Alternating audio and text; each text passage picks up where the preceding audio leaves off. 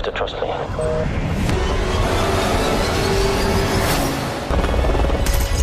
Incoming. Nobody move. Hai sobat gadget, Rinan di sini. Terima kasih sudah klik video ini. Welcome back to my YouTube channel.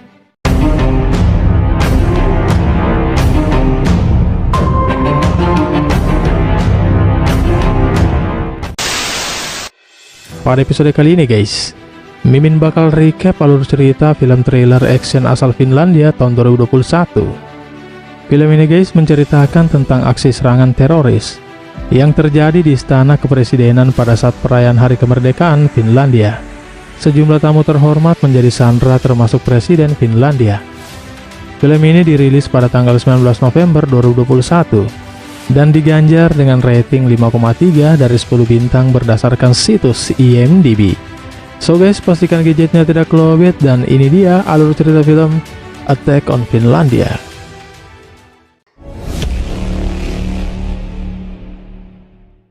Opening movie guys diawali dengan narasi singkat yang menjelaskan jika polisi Uni Eropa membentuk EXPO, yakni layanan khusus kejahatan dunia maya.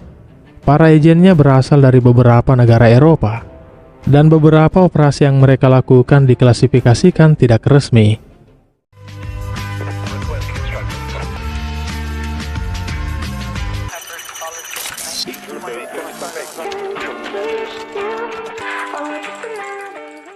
Scene kemudian berlanjut di kota Tallinn, Estonia, Finlandia.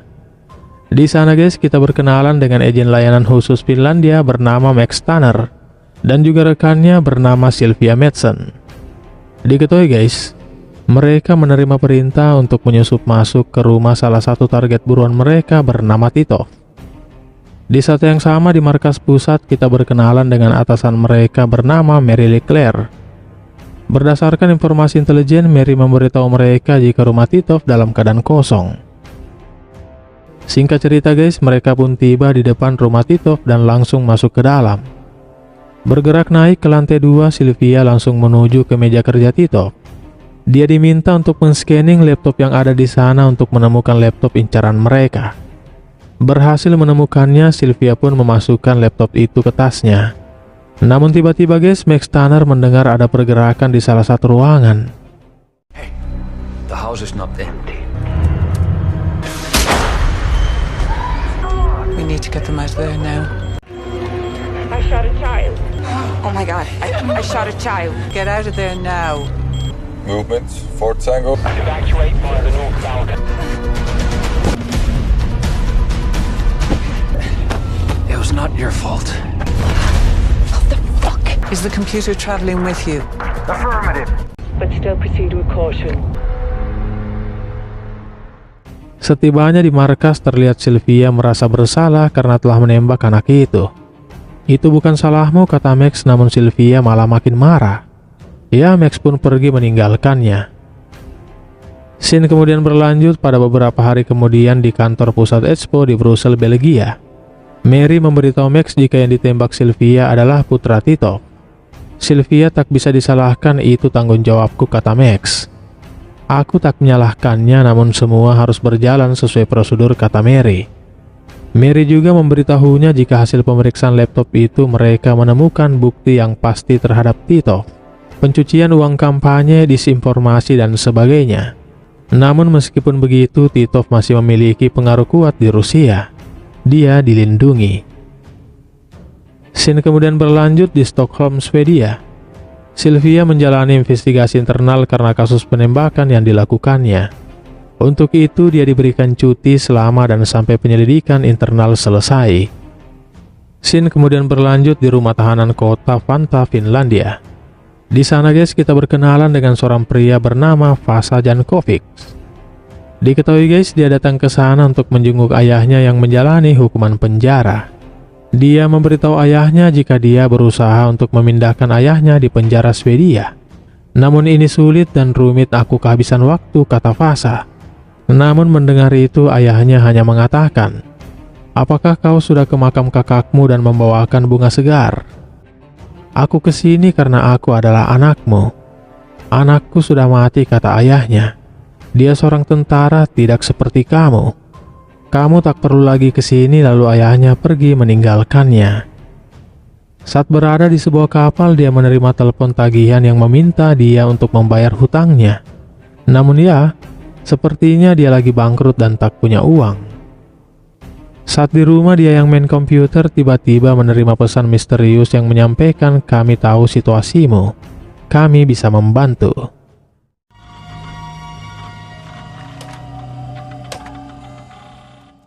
Dia pun bertemu dengan orang yang memberinya pesan di sebuah kafe. Dan orang itu bernama Anya. "So, kita sudah bertemu, apa maumu?" tanya Fasa. "Ku tahu kau ada masalah keuangan. Aku bisa bantu kamu. Aku juga tahu ayahmu adalah seorang tentara yang dipenjara karena tuduhan yang salah." "Yap, itu menyedihkan. Untuk itu majikanku menawarkanmu kesempatan untuk menebusnya pada ayahmu. Ya, selain itu kesempatan ini akan menjadikanmu kaya raya." Namun mendengar itu, Fasa mengatakan, "Aku bukan tentara bayaran dan aku bukan penjahat. Masih banyak orang sepertimu di luar sana yang masih setia pada ayahmu dan juga mendiang kakakmu. Jika kamu mau menerima kesempatan ini, mereka akan membantumu."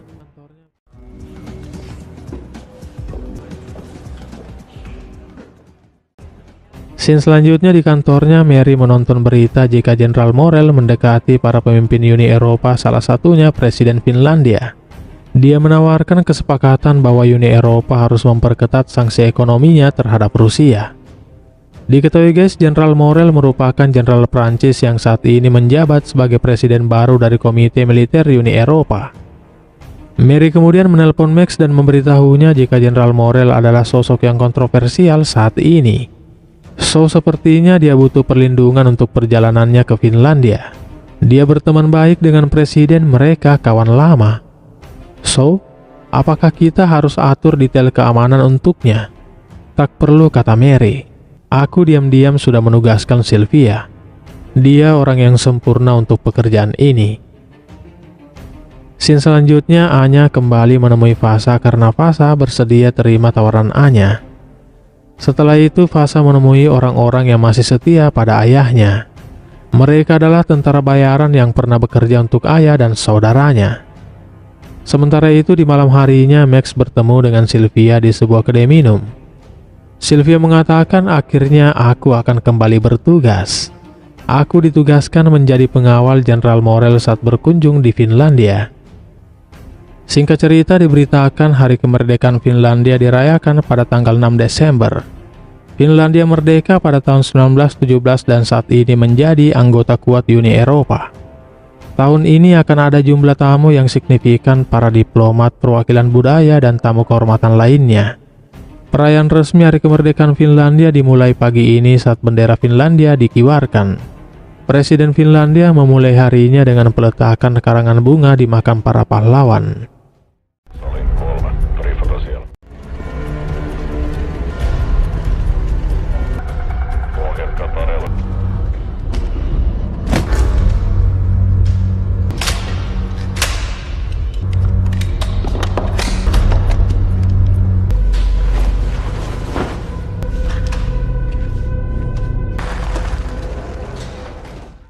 Scene selanjutnya dengan setelan lengkap, Sylvia menemui Jenderal Morel di kamarnya.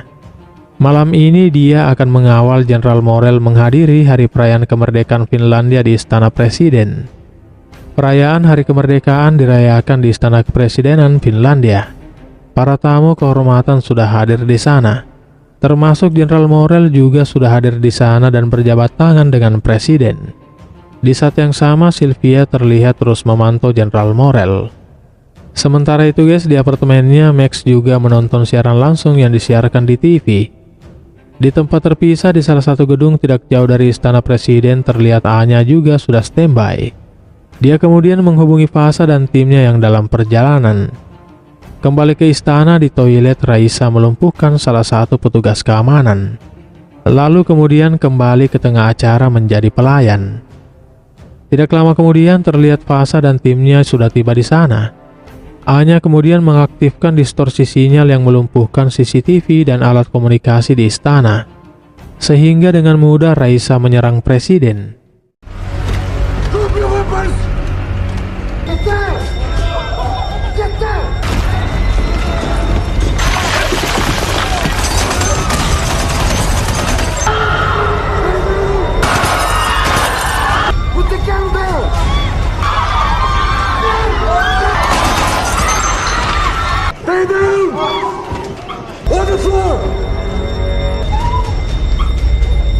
Sisältä kuuluu laukauksia. Lähipartio. Kamery, spremne. Glavni ulager, spreman. Spreman. Joo, Mariankatu 2 on presidentinlinna. Ne kuulet laukauksia. Hätäkeskus nyt sentraalin.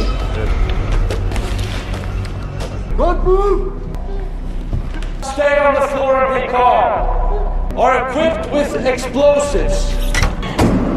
We have control. Stay down. Fasa kemudian menemui presiden dan meminta timnya untuk membawanya ke lantai atas. Sementara itu Max yang melihat gangguan sinyal yang terjadi langsung berkendara menuju ke istana presiden. Dia kemudian dihubungi atasannya bernama Peter yang memberitahunya jika beberapa pemimpin negara ada di istana.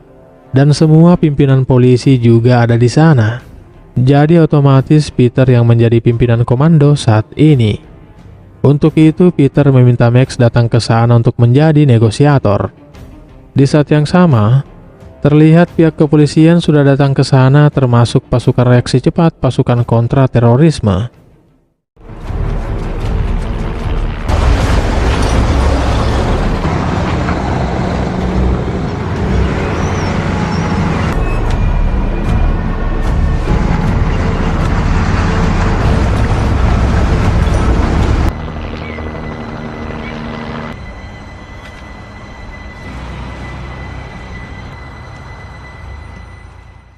Max yang tiba di sana terima laporan jika ada penembakan dan semua pintu terkunci. Kamera keamanan istana dilumpuhkan, hampir semua jaringan mati termasuk radio pemerintah. Sementara itu di Belgia, Mary juga sudah terima laporan peristiwa teror di istana presiden. Kembali ke istana presiden, Fasa meminta Jenderal Morel untuk menunjukkan dirinya. Morel pun berdiri dan didampingi oleh Sylvia. Siapa wanita itu? Tanya Fasa. Dia kencanku, jawab Morel. Mereka pun dipindahkan bergabung dengan tamu kehormatan lainnya. Setelah itu Fasa menghubungi pihak keamanan dan langsung berbicara dengan Max selaku negosiator. Kami tak datang untuk menyakiti siapapun, kata Fasa. Semua orang di sini baik-baik saja termasuk presiden. Aku akan memberikanmu hadiah kecil, lalu komunikasi pun terputus. Rupanya guys, Fasa melepas ratusan orang kecuali para pejabat negara dan tamu kehormatan. Mereka diminta keluar dari pintu samping dan pintu belakang dan langsung diamankan oleh petugas. Fasa kemudian berkomunikasi dengan Max. Presiden dan tamu kehormatan lainnya masih di sini, kami tak akan melepaskan mereka. So, apa tuntutan kalian? Tanya Max. Pertama, bebaskan ayahku dari penjara, namanya Borislav Jankovic. Aku mau dia diangkut ke sini dengan helikopter. Kedua, pesawat pribadi berbahan bakar dan siap terbang di Bandara Malmi. Dan yang ketiga, aku butuh orang yang mampu memindahkan cryptocurrency. Aku mau 100 juta euro dalam Bitcoin. Siapkan untukku dalam waktu tak lebih dari 30 menit. Peter yang juga mendengar tuntutan Fasa meminta mereka segera memenuhi semua permintaan Fasa.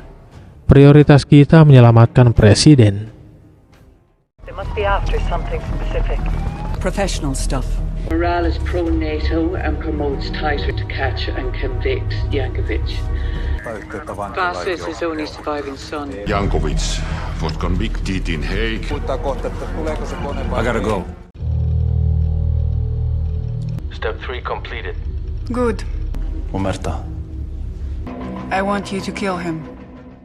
Max kemudian kembali berkomunikasi dengan Fasa dan meminta bukti jika presiden masih hidup. Fasa memberikan telepon kepada presiden dan sempat berkomunikasi dengan Max, lalu komunikasi pun terputus. Mereka kemudian menyiapkan pakaian samaran untuk digunakan oleh presiden dan para sandera termasuk Sylvia. Max bertanya kepada presiden, mengapa kau mendukung perang ilegal di Kosovo? Kita harus setuju dengan negara Eropa, jawab presiden. Oh, jadi kau mau Finlandia jadi bagian dari NATO? Itu bukan keputusanku. Asal kau tahu ya, ibuku terbunuh di Kosovo dalam serangan kemanusiaan. Tidak lama kemudian helikopter datang yang mengangkut ayah Fasa dan langsung menuju ke halaman depan istana. Max kemudian menghubungi Fasa dan mengatakan ayahmu sudah mendarat. Pesawat juga sudah standby di Bandara Malmi dan uangmu sudah ditransfer saat ini juga. So, lepaskan para sandera. It's all here. Scene selanjutnya terlihat Kolonel Korte pasukan khusus dari militer datang dan menemui Max. Kasus ini sekarang menjadi operasi militer. Pasukan khusus akan masuk ke istana di bawah komandoku untuk selamatkan presiden, kata Korte.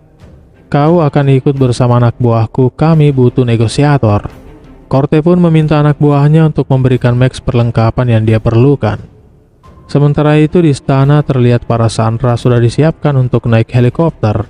Mereka berpakaian yang sama dengan penutup wajah yang sama dengan Fasa dan anak buahnya. Sebagian diarahkan untuk naik helikopter dan sebagian masih di dalam istana. Di saat yang sama terlihat pasukan khusus dan juga Max sudah bergerak ke TKP. Bersenjata lengkap, terlatih dengan kemampuan taktik perang yang mereka miliki, mereka pun beraksi.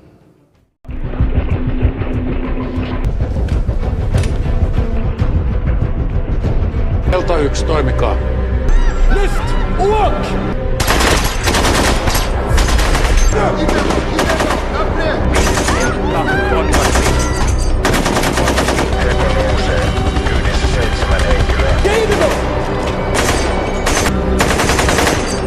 Teko liikkeellä. T2, Delta 1 toisessa kerroksessa. Delta etenee portaikkoja toiseen kerrokseen. Delta 1, TP ei ole panssi. Berhasil melumpuhkan musuh, mereka tidak menemukan presiden di sana.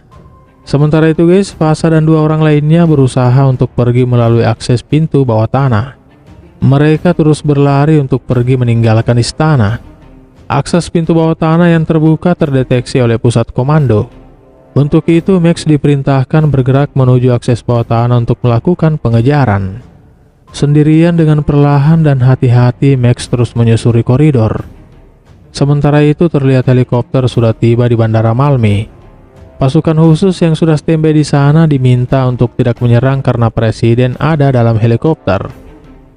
Kembali ke Max, dia yang terus menyusuri lorong menemukan beberapa polisi sudah dilumpuhkan. Fasa dan yang lainnya akhirnya tiba di pintu keluar. Langsung menuju ke kendaraan lalu pergi meninggalkan tempat itu. Max yang terus melakukan pengejaran akhirnya juga tiba di pintu keluar dan kendaraan sudah menunggunya. Dipandu oleh pusat komando, dia pun lanjut melakukan pengejaran. Sakta nu. Perkele.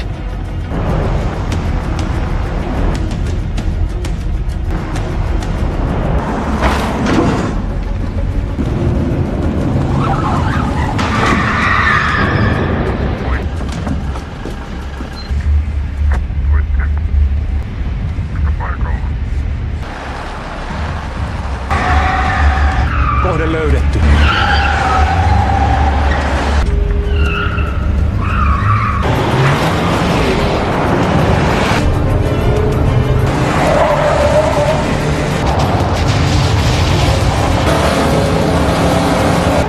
Oot perässä!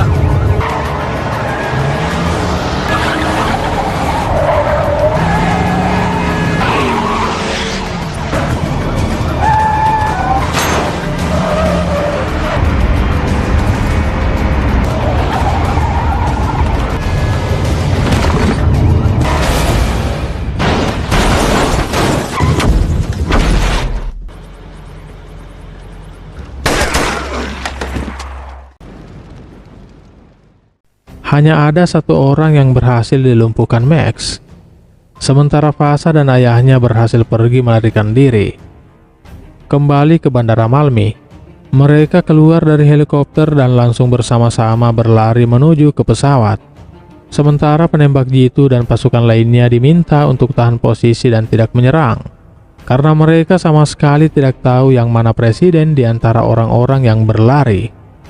Setibanya di dekat pesawat, mereka berhenti dan satu orang masuk ke pesawat untuk memeriksa. Sylvia memanfaatkan kesempatan itu untuk menyerang musuh. Penembak jitu yang melihat itu meminta izin untuk menembak namun ditolak. Sylvia akhirnya dilumpuhkan dan dibawa masuk ke dalam pesawat. Izin menembak pun tetap tak diberikan oleh penembak jitu. Satu persatu naik pesawat dan hanya menyisakan 3 orang belum masuk. 1 orang kemudian mengambil senjata, melepaskan tembakan yang membuat 1 orang tergeletak.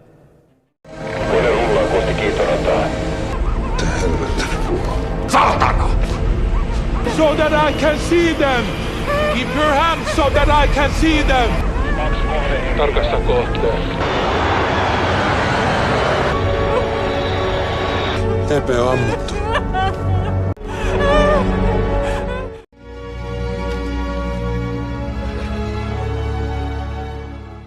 The target is down. You did good.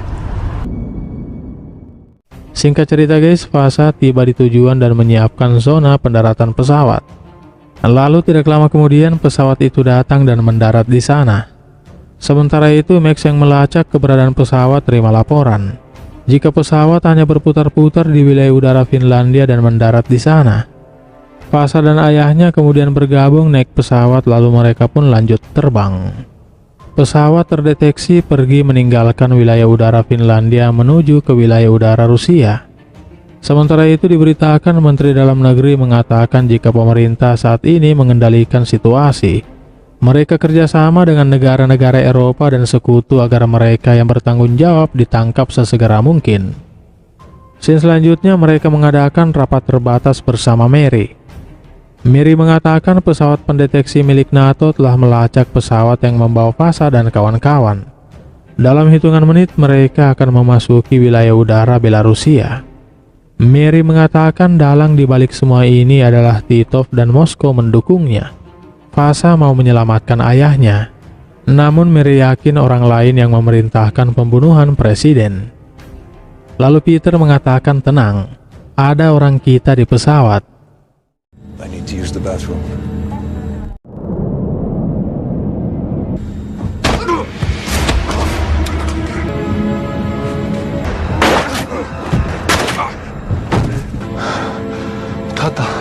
Tata.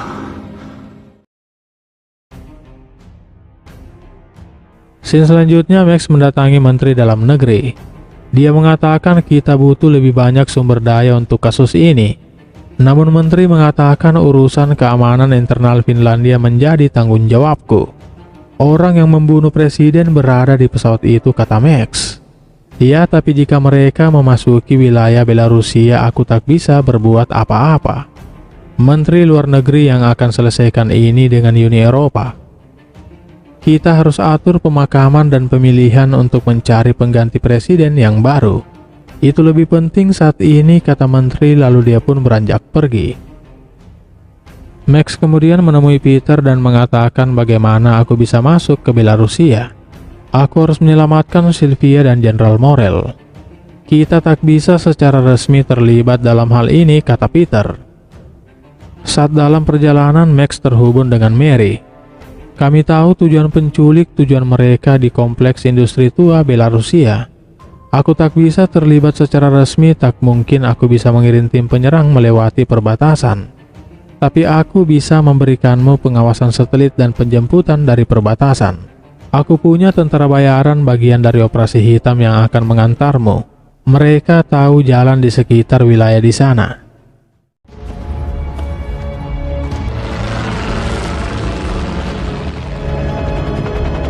Prepare for landing. Scene selanjutnya Max bertemu dengan tentara bayaran dan mengantarnya menuju ke titik target sasaran. Sementara itu terlihat Fasa dan kawan-kawan berkendara melintasi industri tua dan masuk ke kawasan pabrik tua. Tiba di sana dia bertemu dengan Titov, majikan Anya yang mempekerjakannya yang merupakan dalang di balik semua ini. Setelah mereka berkenalan, dor! Semua anak buah Fasa tewas ditembak oleh anak buah Titov. Mereka kemudian dibawa masuk ke dalam.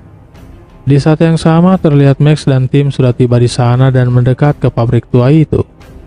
Mereka mengintai para penjaga dan juga mencari celah jalan untuk masuk. Sementara Mary terus berkomunikasi dengan Max yang memantau pergerakan Max melalui citra satelit. Max kemudian bergerak maju sementara dua lainnya standby di posisi sebagai penembak jitu. Kembali ke Titov, dia meminta anak buahnya untuk menyekap Fasa sementara Morel dan Sylvia dibawa pergi ke sebuah ruangan. Titov memberitahu Jenderal Morel ini tempat di mana kau akan menyatakan ke seluruh dunia bahwa kau jadi bagian sekelompok perwira ultra kanan yang dibiayai oleh Moskow. Persetan denganmu, kata Morel. Dia kemudian meminta Morel untuk mengenakan seragam militer itu.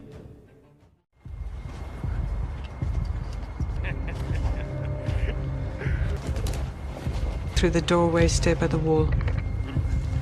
Cross the inner courtyard heading northwest. What I'm about to tell you is going to be denied. Tanner.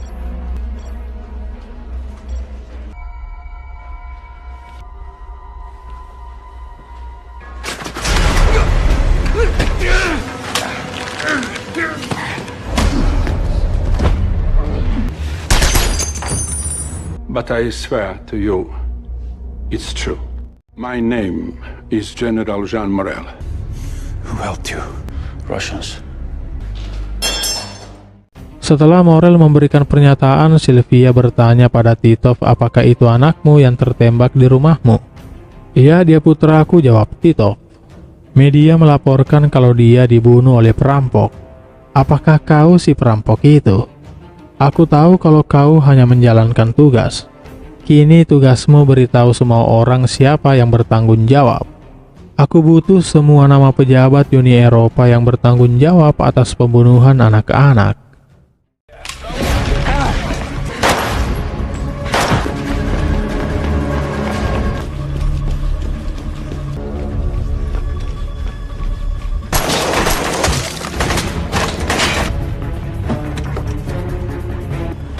Они на крыше.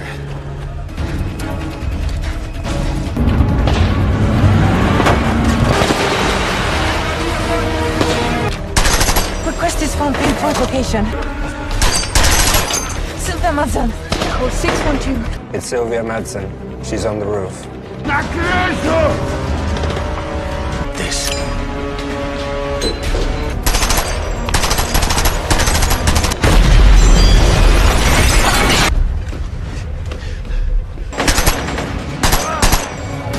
Call in the chopper.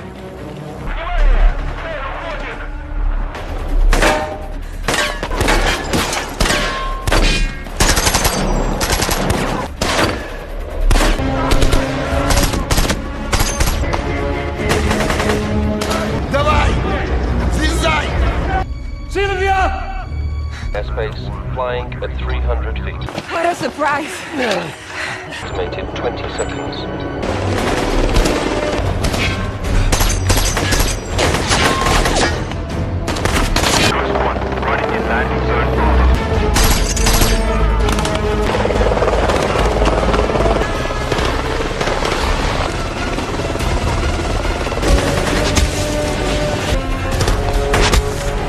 One more agent still on the roof. Leave him. Don't leave him!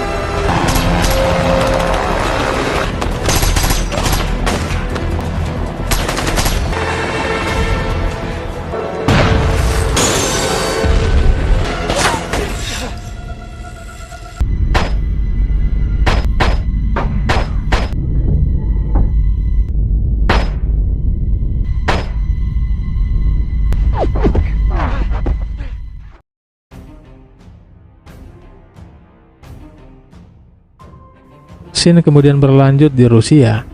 Anya menemui Titov yang sedang bersama asistennya di sebuah restoran. Titov mengatakan, ku dengar Fasa Jankovic masih hidup. Iya, dia buronan dan kini dia bukan ancaman bagi siapapun. Aku mau kau mencarinya dan membunuhnya, oke? Kau mau dia mati? Bukan aku, tapi bosku yang inginkan dia mati. Mendengar itu, Anya beranjak pergi dari kursinya dan langsung menikam leher Titov. Atasanku menginginkan sesuatu yang berbeda, kata Anya. Lalu scene kemudian berlanjut di Tenerife Pulau Canari. Fasa rupanya menjadi pelayan di but minuman. Tidak lama kemudian Anya menemuinya dan mengajaknya jalan. Aku terkejut kamu datang, kata Fasa. Anya kemudian memberinya paspor dan mengatakan, aku punya beberapa teman di Buenos Aires. Mereka akan mengurusmu di sana, lalu dia pun beranjak pergi. Scene kemudian berlanjut di Perancis di mana Max bertemu dengan Mary.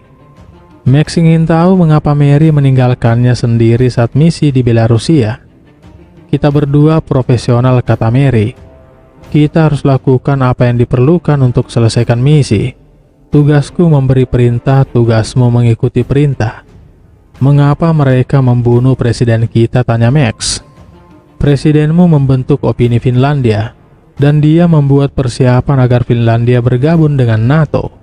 Kekuatan di belakang Titov mau menunda itu dengan cara apapun yang menguntem. Kekuatan di belakang Titov mau